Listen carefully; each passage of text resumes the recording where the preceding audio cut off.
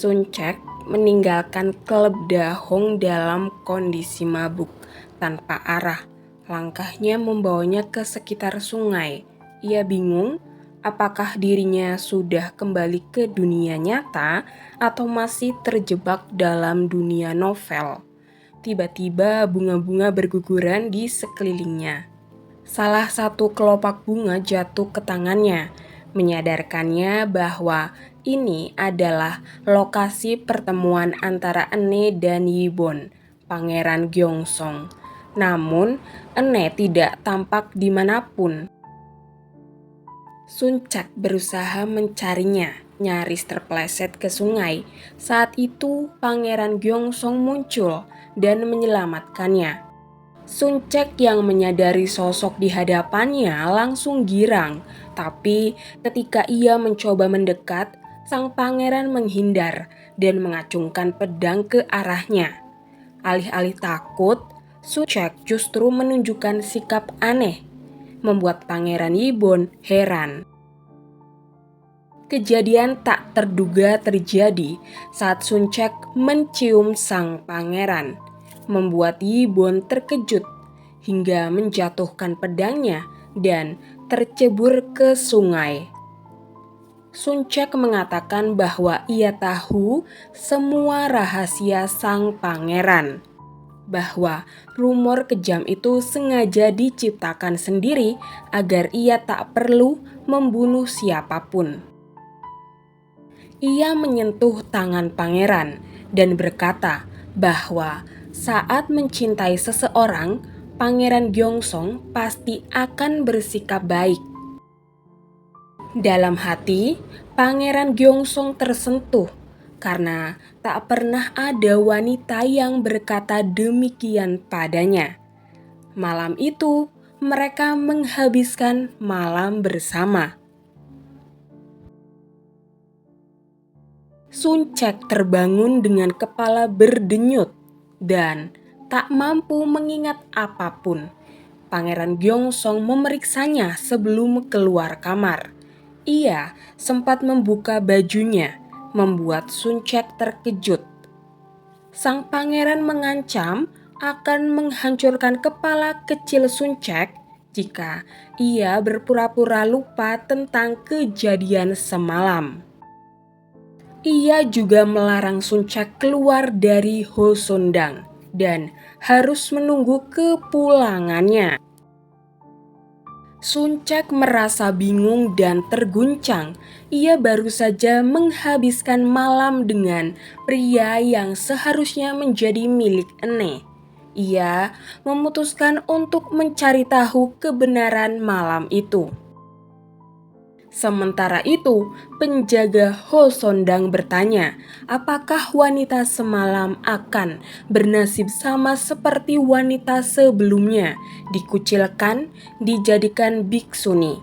Namun, tak disangka, sang pangeran malah memberi perintah untuk mengirimkan lamaran pada Sun Cek dan memperketat penjagaan agar ia tak kabur. Perintah itu mengejutkannya.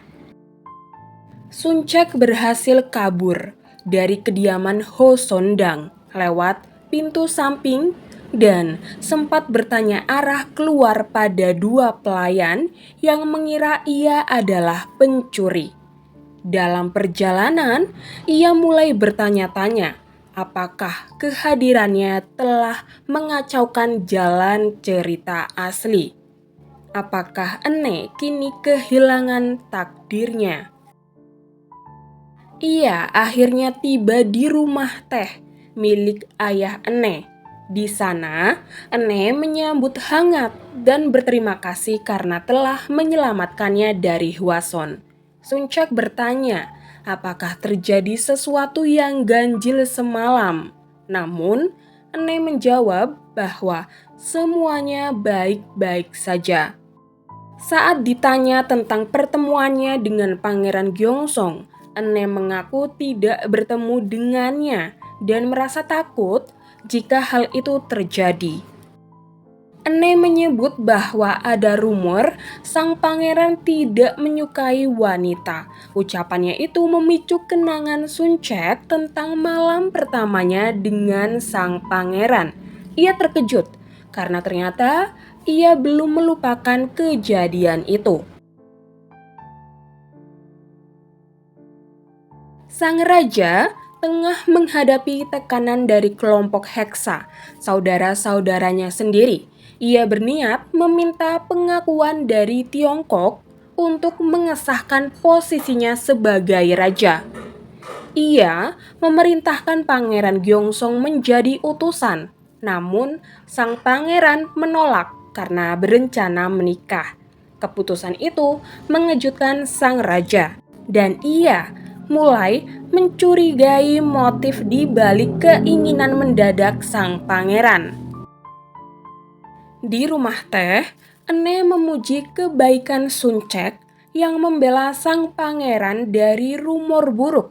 Ia ingin menjadi temannya, tapi Suncek menolak karena mereka berasal dari dunia berbeda. Tokoh utama dan karakter pendukung tak seharusnya bersahabat. Ene mengira penolakan itu karena dirinya anak yatim dan penuh rumor buruk, membuat Suncek luluh dan menerima persahabatan itu. Sang raja lalu menawarkan kompromi. Pangeran Gyeongsong boleh menikah selama 3 bulan sebelum berangkat ke Tiongkok. Sang pangeran setuju, namun raja mulai mencurigainya dan memerintahkan pengawal untuk mengawasi setiap gerak-geriknya. Ibu Suri juga mencurigai niat sang pangeran. Ia berniat menjodohkan pangeran lewat pertemuan dengan para putri bangsawan. Tapi pangeran menolak dan berkata akan menikahi wanita pilihannya sendiri. Ibu Suri marah karena tidak bisa membaca isi hati sang pangeran. Seorang pelayan memberitahu bahwa semalam pangeran membawa seorang wanita ke kediaman Hosondang. Suncek merasa semuanya telah menyimpang jauh dari cerita aslinya. Ia bahkan berteman dengan Ene, tokoh utama novel. Ketika Bang Wul datang dengan kabar bahwa lamaran resmi dikirimkan untuknya, Suncek panik dan mencoba kabur. Di tengah jalan, ia berharap bisa ditabrak kuda sang pangeran agar bisa menghilang dari cerita ini. Namun, sang pangeran justru melompatinya dan menyelamatkannya. Pangeran Gyeongsong menegaskan bahwa ia bertanggung jawab atas malam itu.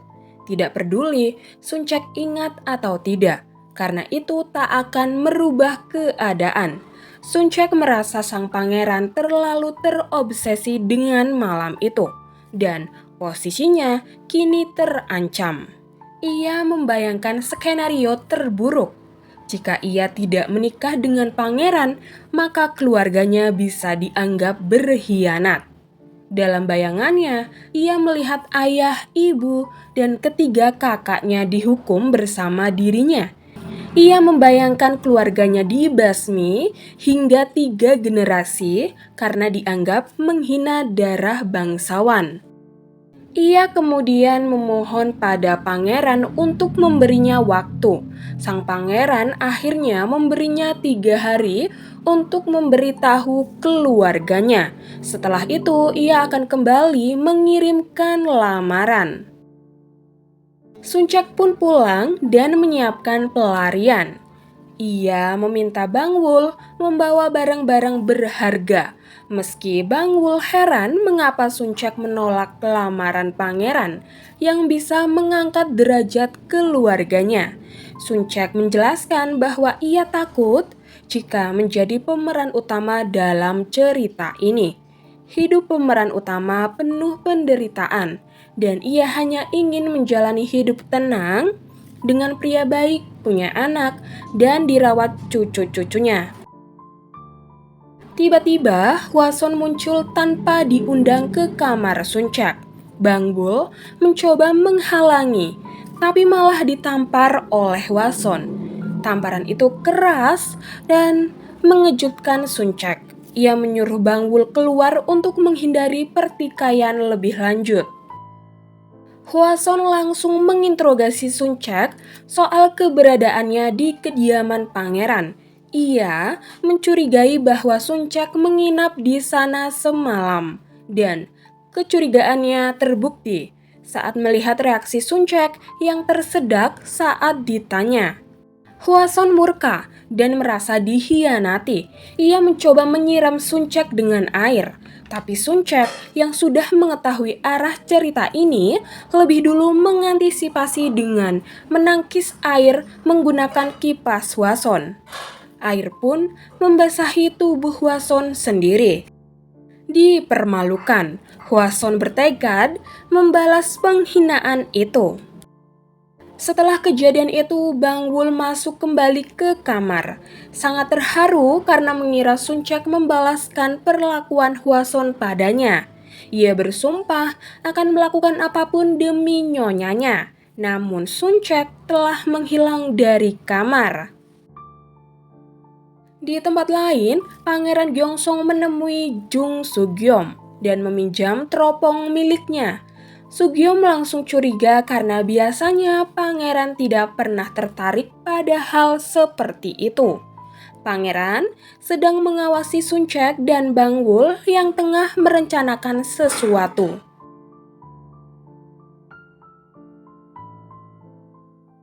Sun Cek pura-pura sakit dan berharap bisa keluar lewat gerbang kota dengan alasan perlu berobat ke pedesaan. Tapi penjaga gerbang tak mengizinkan. Perintah istana melarang wanita bangsawan yang belum menikah untuk keluar dari ibu kota. Saat Bang Bul membujuk, penjaga malah menyarankan Sun Cek ke spa milik Pangeran Gyeongsong saja. Sun Cek menyamar jadi pria, tapi sketsa wajahnya dalam berbagai penyamaran sudah tersebar. Ia dianggap mencuri sesuatu yang sangat berharga dari pangeran. Jika tetap nekat keluar, para pemburu istana akan mengejarnya. Sun Cek ketakutan dan kembali ke rumah. Rencana A gagal. Atas saran Bang Bul, ia mencoba membuat Pangeran Gyeongsong membencinya. Ia menjadi wanita yang menjijikkan. Ia pura-pura berkebun, mencemari dirinya dengan pupuk, bahkan mengubur kotorannya di samping kebun. Saat pangeran datang, harapannya hancur. Bukannya jijik, pangeran malah memuji semangat kerja kerasnya dan bahkan mengambil rumput dari rambut Sun Cek, lalu pergi sambil tersenyum. Sun Cek berpakaian mewah, sombong, dan boros. Ia menghambur-hamburkan uang, memamerkan perhiasan, dan memperlakukan pelayannya Bang Bul dengan kasar. Tapi Pangeran Gyeongsong malah bilang bahwa penampilannya pantas untuk wanita bangsawan. Rencananya gagal lagi. Ia mendatangi kediaman pangeran dan menyerahkan surat ramalan yang menyatakan bahwa jika menikah dengannya, pangeran akan mati muda. Pangeran menjawab, "Tidak apa-apa, hidup adalah bonus. Jika aku bisa hidup bersama wanita yang kucintai, maka itu sudah cukup."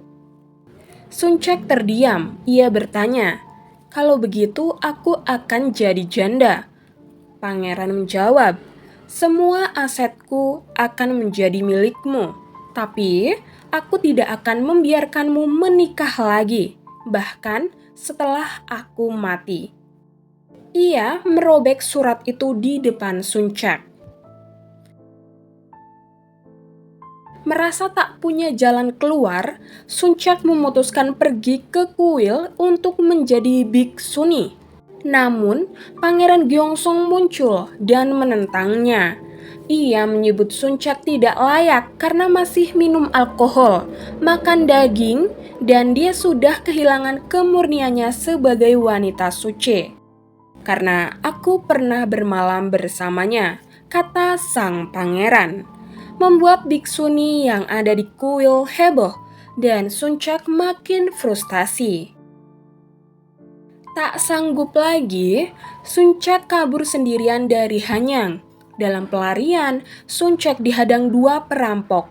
Meski sudah menyerahkan hartanya, mereka masih ingin mengambil pakaiannya yang terbuat dari sutra mahal. Saat ia nyaris putus asa, sepotong yod jatuh menimpa kepala mereka. Ternyata itu milik Sugyom yang sedang makan di atas pohon. Tanpa senjata maupun keahlian bertarung, Sugyom hanya bisa menarik Suncak kabur. Kemudian, mereka bergelantungan menggunakan akar-akar pohon liar yang menjuntai dari atas, hingga dua perampok itu terjatuh ke jurang. Sebelum pergi, Sugyom sempat memberi mereka beberapa yod. Sugyom lalu mengantar Suncak pulang dan mengajaknya bergabung dengan klub Son Moon, yaitu klub astrologi yang sebenarnya adalah kedok untuk komunitas minuman racikan. Suncak menolak karena statusnya sebagai wanita bangsawan tak memungkinkan keluar malam, apalagi saat ini dia sedang kabur dari Pangeran Gyeongsong. Ia hanya menawarkan untuk menulis resepnya agar bisa dipelajari oleh Sugyom. Tapi Sugyom menolak. Ia berkata, "Aku tidak hanya ingin belajar resepnya, aku ingin belajar langsung darimu. Ini bukan hanya soal alkohol, tapi tentang memahami langit dan waktu." Itu yang membuat malam bulan purnama begitu romantis. Sugyom mendekat dan berkata, "Kamu tak akan menolakku kan, Suncak?" Namun tiba-tiba terdengar suara lantang. "Aku tidak akan mengizinkannya." Pangeran Gyeongsong muncul. Suncak langsung bersembunyi di belakang Sugyom. Pangeran mengatakan akan membuat aturan baru, pria dan wanita yang belum menikah dilarang bertemu di malam hari. Sugyom bingung dan bertanya alasan pangeran.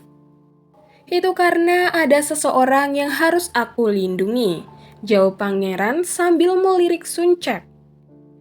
Tak lama, ketiga kakak laki-laki Suncak datang dan heran melihat adiknya. Pangeran menyapa mereka. "Jadi, kalian adalah kakak iparku." Semua terdiam, termasuk Sugyom yang mengira pangeran bercanda. Tapi Pangeran Gyeongsong serius ingin menyatakan hubungannya dengan Suncak. Saat ia hendak bicara, Suncak menyela dan meminta semua menutup telinga. Namun, ketika pangeran hendak membuka mulut lagi, Suncak menghentikannya. Ia berteriak terlalu keras hingga suaranya memekik dan lehernya seperti menegang. Ia kehilangan keseimbangan dan hampir jatuh. Sugyom berusaha menangkapnya, tapi Pangeran Gyeongsong menangkis tangannya. Dalam dekapan pangeran, Suncak berkata dalam hatinya, jika obsesi pangeran untuk malam pertamanya tampaknya akan berakhir saat Suncak mati. Lalu, ia tak sadarkan diri di pelukan sang pangeran. Dua perampok yang jatuh ke jurang ternyata masih hidup dan malah bertemu dengan Pangeran Gyeongsong.